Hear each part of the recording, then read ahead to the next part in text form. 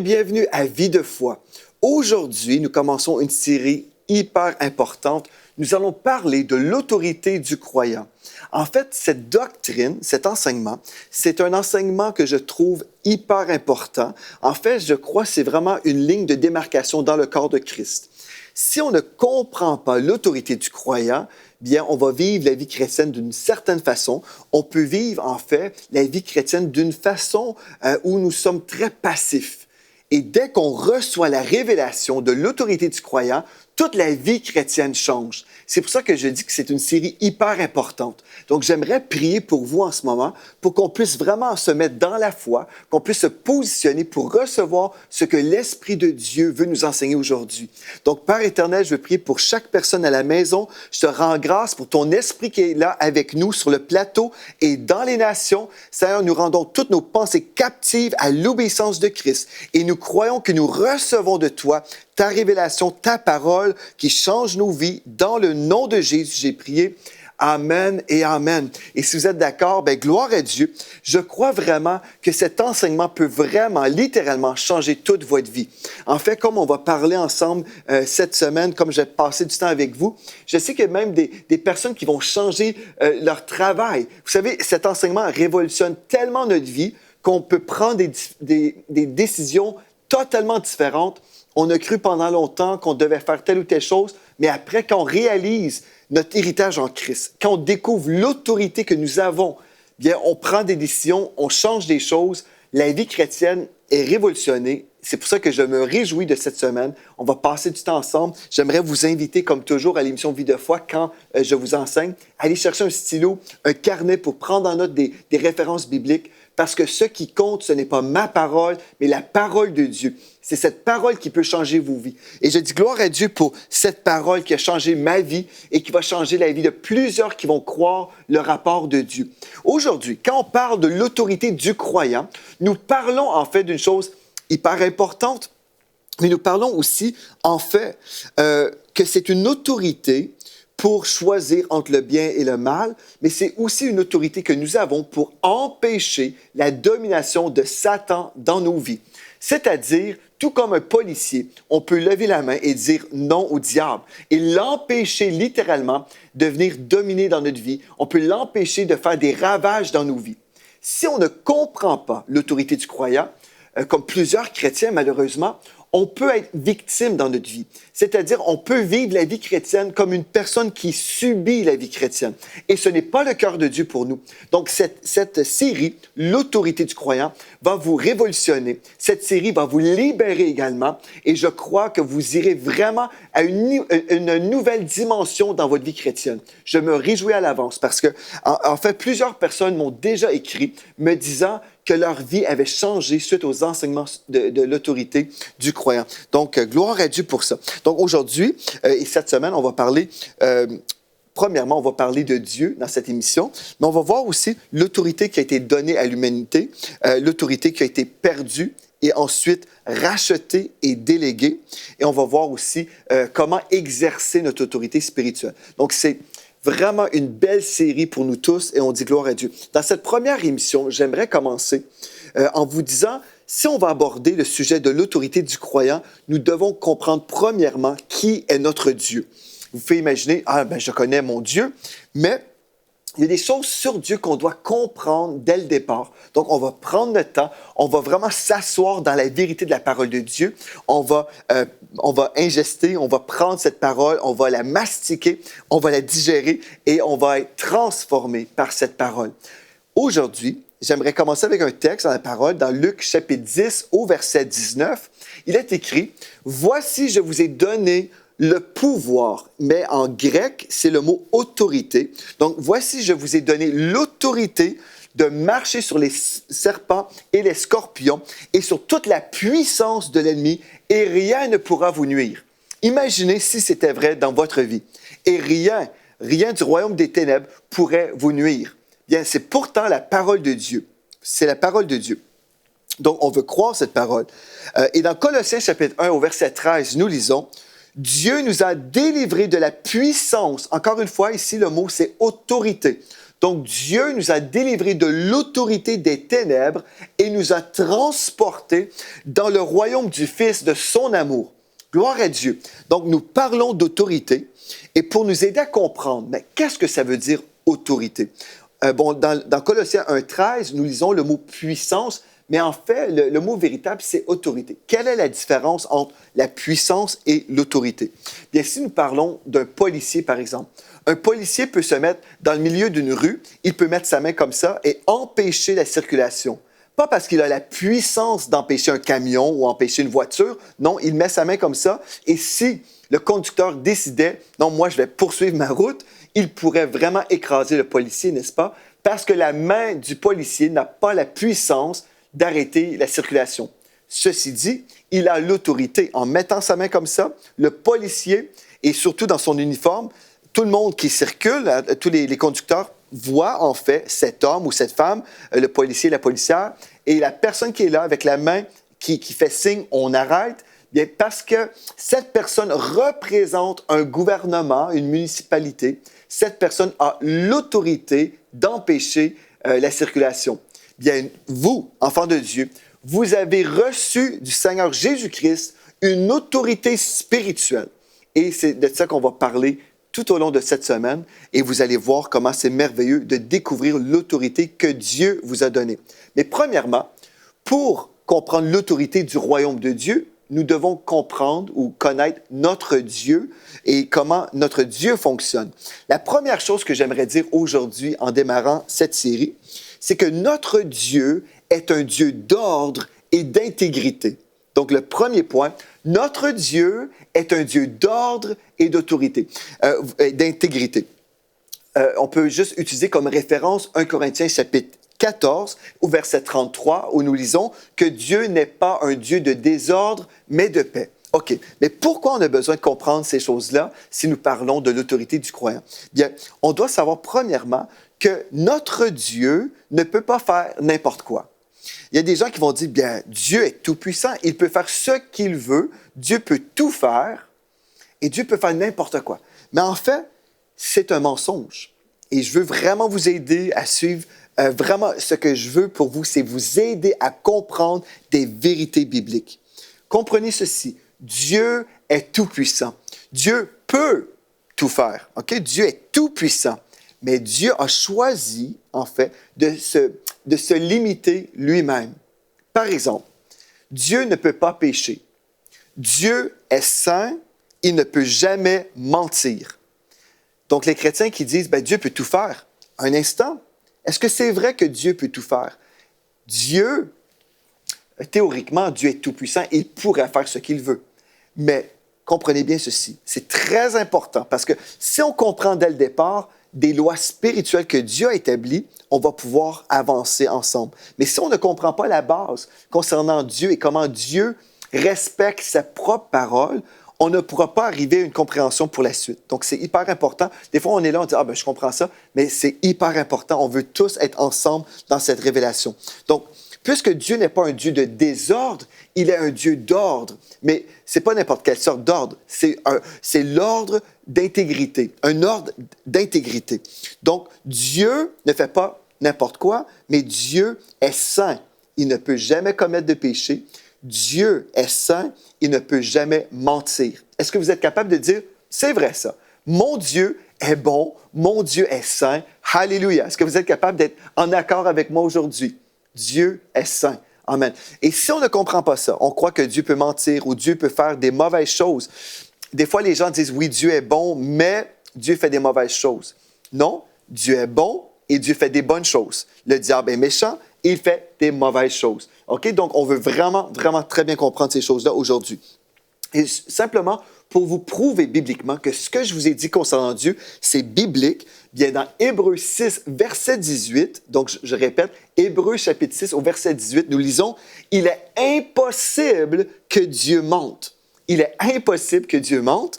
Et dans Tite, chapitre 1, verset 2, nous lisons, « Le Dieu qui ne ment point. » Et finalement, Nombre, chapitre 23, au verset 19, je vais vous lire dans la version second 21.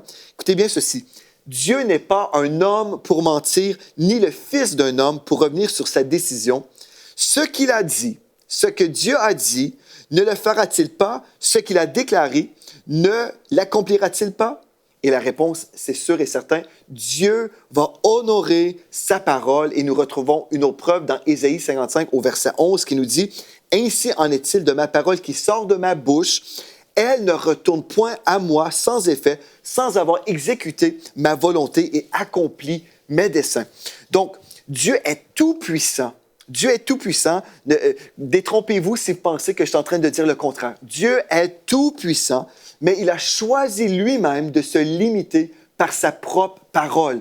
Si vous dites, Pasteur Joël, explique-moi ce que tu veux dire. Bien, en fait, il y a un texte dans la parole qui vient vraiment tout nous révéler. C'est dans le psaume 138 et au verset 2. Dans le psaume 138 et au verset 2, nous voyons, en fait, je vais vous lire dans deux versions bibliques, mais vraiment pour vous aider à comprendre ceci. Dans la version King James du psaume 138 au verset 2, nous lisons « Tu as magnifié ta parole au-dessus de tout ton nom. » Dans la version King James, donc « Tu as magnifié ta parole au-dessus de tout ton nom. » Ceci veut dire que la parole de Dieu est ici et Dieu se met en dessous de cette parole. C'est-à-dire, Dieu ne mentira jamais, Dieu ne contredira jamais sa parole. Amen. Si je vous lis maintenant dans la version Darby, nous lisons « Tu as exalté ta parole au-dessus de ton nom. » Le nom, en fait, représente la personne, n'est-ce pas? Donc, Dieu a choisi de se soumettre à sa propre parole. Dieu se soumet à sa propre parole. Si vous dites, mais est-ce que c'est vraiment important de comprendre ça? Absolument. C'est hyper important parce que comme on va avancer ensemble, on va comprendre que Dieu est un Dieu de lois spirituelles. Oui, Dieu a établi des lois dans le monde naturel. Il a établi également des lois qui gouvernent le monde spirituel.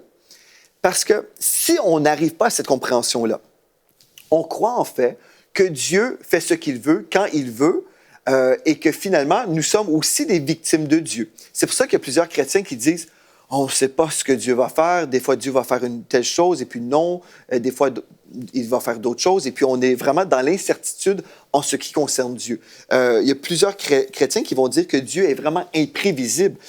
Mais pourtant, notre Dieu créateur est un Dieu d'ordre. Si nous étudions un peu la science, nous voyons que notre Dieu a créé tout avec intelligence. Tout est mesuré, tout est précis. Dieu a établi des lois naturelles et ce Dieu merveilleux, ce Dieu intelligent, a orchestré l'univers avec son intelligence. Et dans le monde spirituel, c'est la même chose. C'est la même chose. Donc, une des choses qu'on doit comprendre, c'est que si Dieu a établi une loi, il va respecter sa loi. Que vous soyez chrétien ou non, la loi va fonctionner. Par exemple, que vous soyez chrétien ou non, si vous souhaitez vous jeter en bas d'un pont, bien la loi de la gravité que Dieu a créée bien, va fonctionner. À votre désavantage si vous vous jetez en bas d'un pont, on s'entend.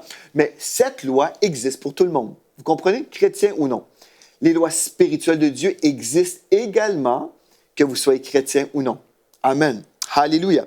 Donc, la chose très importante que vous devez comprendre, quand on s'imagine, Dieu peut faire ce qu'il veut n'importe comment, n'importe quand, on s'imagine que Dieu, décide aujourd'hui, il va bénir une autre personne, il décide demain matin. Non, cette personne va vivre telle horreur. Je parle vraiment d'une façon très généralisée ici, très crue même. Mais il y a plusieurs notions que nous avons sur Dieu qui doivent être remplacées par la vérité de la parole de Dieu. Cette fin de semaine, je prêchais dans une église en visite et puis j'ai prêché vraiment un message sur l'autorité du croyant. Et puis, j'ai eu plusieurs personnes à la toute fin qui sont venues me voir me disant qu'ils avaient été libérés d'une mauvaise conception de Dieu. J'ai été vraiment béni et heureux parce que ces personnes étaient remplies de joie et avaient vraiment de l'espoir pour leur avenir. Parce qu'ils avaient vu pendant longtemps que Dieu était l'auteur de leur malheur. Ils avaient cru à tort, en fait, que Dieu était responsable pour la mort de leurs enfants, pour la perte de leur emploi, pour toutes sortes de tragédies. Mais quand j'ai annoncé la bonté de Dieu, quand j'ai annoncé, par exemple, dans le psaume 145 au verset 8, que Dieu est bon, il est miséricordieux, et ce qui vient nous voler, nous égorger et nous détruire vient de Satan, le diable, le voleur. Mais Jésus est venu pour nous donner la vie et la vie en abondance. Quand j'ai déclaré la vérité de la parole de Dieu, Plusieurs personnes ont été totalement affranchies et je dis gloire à Dieu parce que c'est la parole de Dieu qui a toujours raison et non la tradition des hommes. Amen. Donc, Dieu a établi des lois spirituelles et Dieu a établi des lois dans le monde naturel également. Donc, même si Dieu est tout-puissant, faisons attention, Dieu ne violera jamais ses lois spirituelles. Et c'est important de comprendre ça parce que quand nous allons parler d'Adam et Ève, quand nous allons parler de Jésus-Christ qui est venu sur la terre, nous devons comprendre en fait que Dieu a respecté des lois dans tout le processus. Si je ne comprends pas ça, je vais être mélangé dans ma foi chrétienne.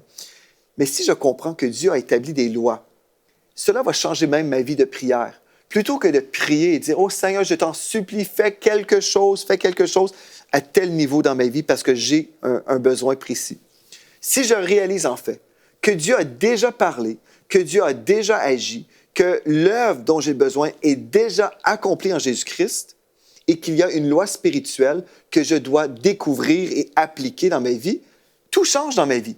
Plutôt que de supplier Dieu, je vais reconnaître ce que Dieu a fait. Et là, je vais dire merci Seigneur parce que tu as déjà accompli telle ou telle chose. Et là, je vais apprendre à fonctionner selon les lois divines, les lois spirituelles divines. Donc, alléluia. Donc, Dieu, dès cette première émission, comprenez ceci. Et je vais vous encourager, on va faire plusieurs émissions sur cette révélation, sur cet enseignement qui change des vies, l'autorité du croyant. Comprenez ceci, que Dieu ne violera jamais, jamais, jamais ses lois. Et un texte biblique comme référence, c'est dans le psaume 89 au verset 34. Le psaume 89 au verset 34 ou 35, dépendamment des versions. Dieu a dit, « Je ne violerai point mon alliance et je ne changerai pas ce qui est sorti de mes lèvres. » Ceci veut dire que Dieu est un Dieu d'intégrité. Ce que Dieu a dit, il va l'accomplir. Amen. Si Dieu a fait une promesse, alléluia, vous pouvez être certain que Dieu a dit la vérité. Amen. Si vous avez besoin de protection divine, vous pouvez lire le psaume 91, par exemple, et croire ce que Dieu a dit, et faire comme Jésus, et dire, il est écrit. Et Dieu a dit, je ne changerai pas ce qui est sorti de mes lèvres. Alléluia. Et Hébreux 1, verset 3 nous dit que Dieu soutient toutes choses par sa parole puissante. Des fois, les gens disent que Dieu a créé l'univers ou la terre à partir de rien. C'est faux.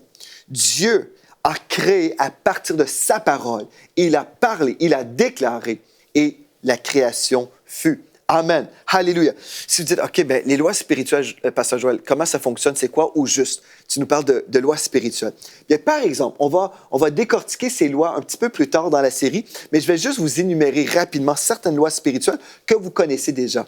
Par exemple, dans Romains, chapitre 8, au verset 2, nous lisons, « En effet, la loi de l'esprit de vie en Jésus-Christ m'a affranchi de la loi du péché et de la mort. » Donc, remarquez que dans la parole, nous découvrons ici la loi de l'esprit de vie en Jésus-Christ. Donc, il y a une loi spirituelle, une loi de l'esprit de vie en Jésus-Christ qui fonctionne. Il y a aussi la loi du péché et de la mort. Mais c'est quoi ça, la loi du péché et de la mort? Bien, Dieu a dit que le salaire du péché, c'est la mort. Le salaire du péché, c'est la mort. Donc, même si on croit autrement, cette loi fonctionne.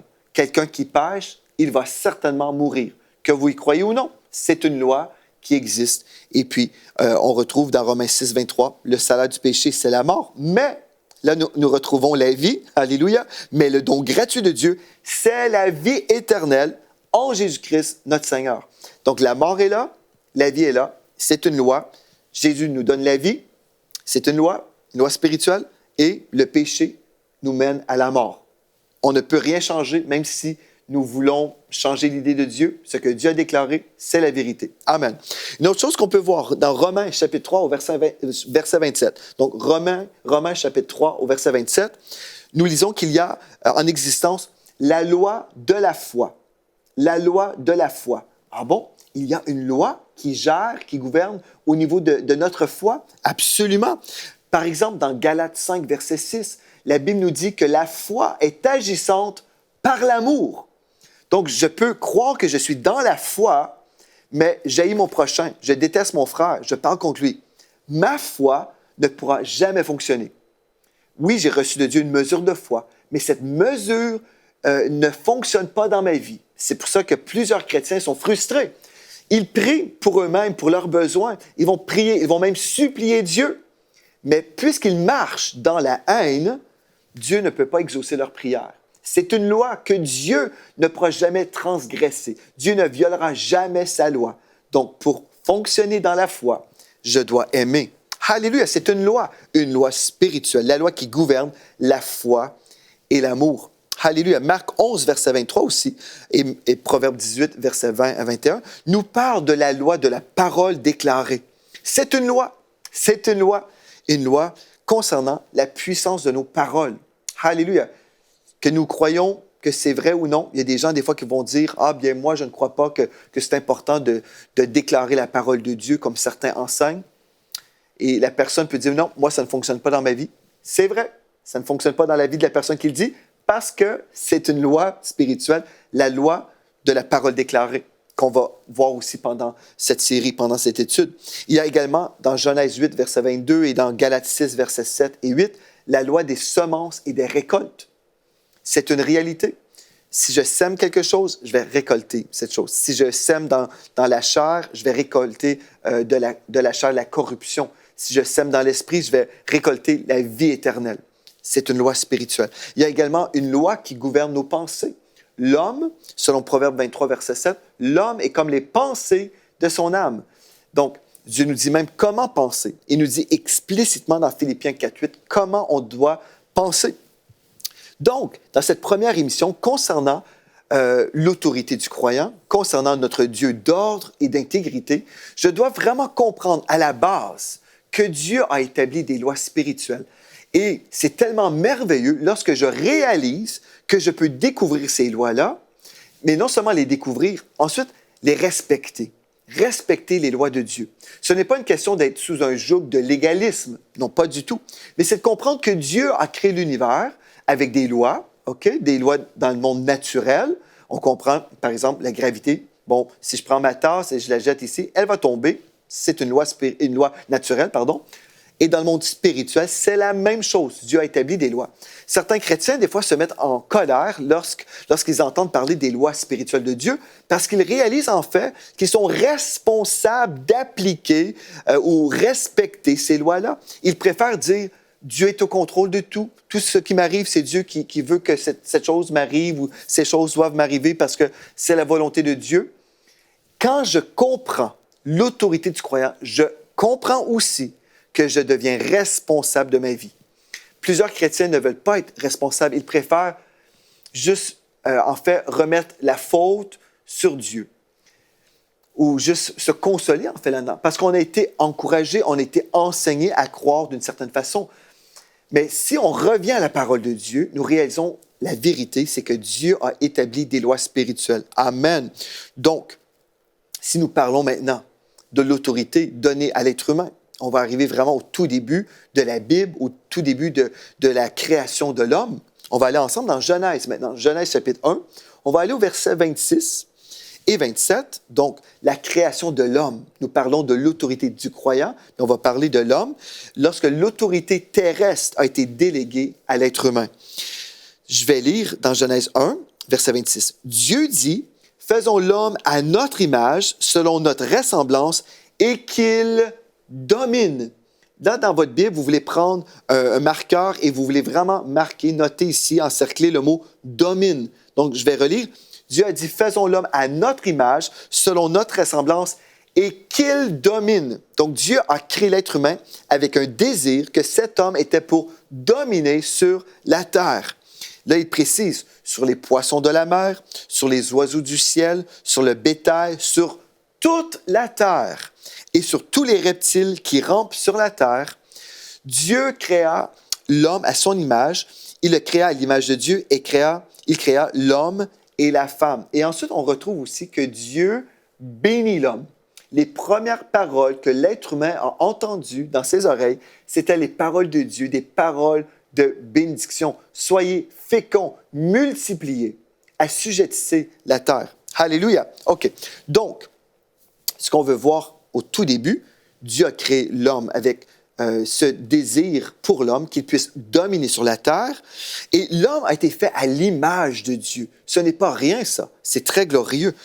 Comprenez, par exemple, dans la version Parole de vie, Dieu dit « Faisons les êtres humains à notre image et qu'ils nous ressemblent vraiment. » Qu'est-ce que ça veut dire? Bien, on va découvrir, en fait, que Dieu a créé l'homme dans une position très élevée. Premièrement, l'homme est un esprit, il habite un corps, et il possède une âme, c'est-à-dire sa pensée, sa volonté et ses émotions. Vous retrouverez la preuve que nous sommes créés en 3 dimensions dans 1 Thessaloniciens, chapitre 5, au verset 23. Donc, Dieu a créé l'être humain avec cette onction de domination. Et là, quand Dieu a créé l'homme, on voit dans le psaume chapitre 8, verset 6, dans la version Sommaire, en parlant de l'homme, nous lisons « Tu l'as fait », en parlant de Dieu, « Tu l'as fait de peu inférieur à Dieu, tu l'as couronné d'honneur et de gloire. Tu lui donnes de régner sur les œuvres de tes mains. Tu as tout mis sous ses pieds. » Quand Dieu a créé l'homme, il a créé un peu inférieur à lui-même, dans une catégorie très élevée. Alléluia! Et la condition de cette autorité, en fait, c'était l'obéissance. Ce que Dieu a demandé à l'être humain, tout simplement, c'est d'obéir. Tu dois obéir à l'ordre de Dieu.